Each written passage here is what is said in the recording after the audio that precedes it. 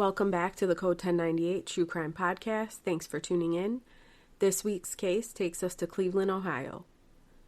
Over the span of 3 years, from 2002 to 2004, Ariel Castro kidnapped Michelle Knight, Amanda Berry, and Gina DeJesus and held them each captive in his home in Cleveland, Ohio. Castro had a violent history of abuse against his former wife. He lost custody of his kids after she left him in 1996. Michelle Knight was 21 years old at the time of her abduction on August 23, 2002. Michelle was due in court that day for a hearing that would determine if she would regain custody of her son. Her family was adamant that she would not have missed the hearing, but the police treated the case as though Michelle was running away from her problems. She was even removed from the National Crime Information Center database 15 months after she was abducted. Police have acknowledged that minimal resources were used to investigate Michelle's disappearance. Amanda Berry was 16 and one day away from her 17th birthday when she was also abducted by Castro on April 21, 2003. Amanda was last heard from when she called her sister around 8 p.m. and told her that she was getting a ride home from work. The authorities believe that she was a runaway until Amanda's mother received a phone call from a man who stated that he had Amanda and that she was fine and would be home in a couple days. The call came from Amanda's cell phone a week after she was abducted. It was then that she was finally considered a missing person.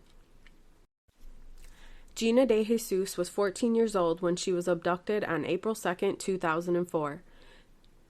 Prior to her abduction, Gina left school with Castro's daughter, Arlene. The two walked to a nearby payphone to ask Arlene's mother if the girls could have a sleepover.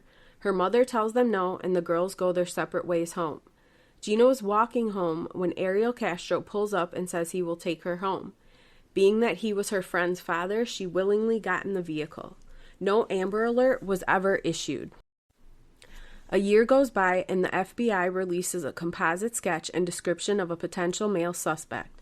The suspect was described as a Latino, 25 to 35 years of age, 5 foot 10 inches tall, 165 to 185 pounds, with green eyes, a goatee, and possibly a thin beard. The court records show Castro was 5 foot 7 inches tall, 179 pounds, with brown eyes and a goatee. The cases of Amanda Berry and Gina DeJesus were gaining national media attention. The girls' families also held many public vigils. Castro is said to have attended at least 2 of those vigils. Castro also participated in search parties and tried to get close to the DeJesus family. At one point in 2004, Castro's son Anthony interviewed Gina's mother for an article he was writing about the disappearance. After convincing each victim to get in his car, he drove them to his home, lured them inside, and then would take them to a room in the house, including the basement, and restrain them. All of the girls suffered horrendous sexual, physical, and mental abuse at the hands of Ariel Castro the entire time of their captivity. Amanda Berry gave birth to a girl in December 2006. Castro would take the child with him and tell people he was her grandparent.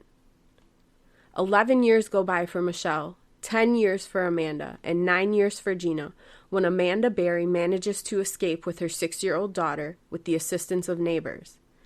Police were able to respond and find Amanda with her daughter at the neighbors, and both Michelle and Gina were found in the home. Castro was arrested that same day on May 6, 2013. Castro was initially charged with 4 counts of kidnapping and 3 counts of rape. After a grand jury indictment, he pleaded guilty to 937 criminal counts of rape, kidnapping, and aggravated murder as part of a plea bargain. He was sentenced to life imprisonment plus 1,000 years in prison without the possibility of parole. In his statement to the court at sentencing, Castro blamed his victims for getting into a car with a stranger and blamed the FBI for not catching him sooner. 1 month into his life sentence, on September 3, 2013, Castro committed suicide by hanging himself with bedsheets in his prison cell. As part of his plea bargain, his home was demolished on August 7, 2013. Thank you for listening to Code 1098, giving you past, present, solved, and unsolved mysteries and murders. If you have suggestions for a case that you would like to see featured, feel free to message us or leave a suggestion in the comments. Thanks for tuning in today. Until next week.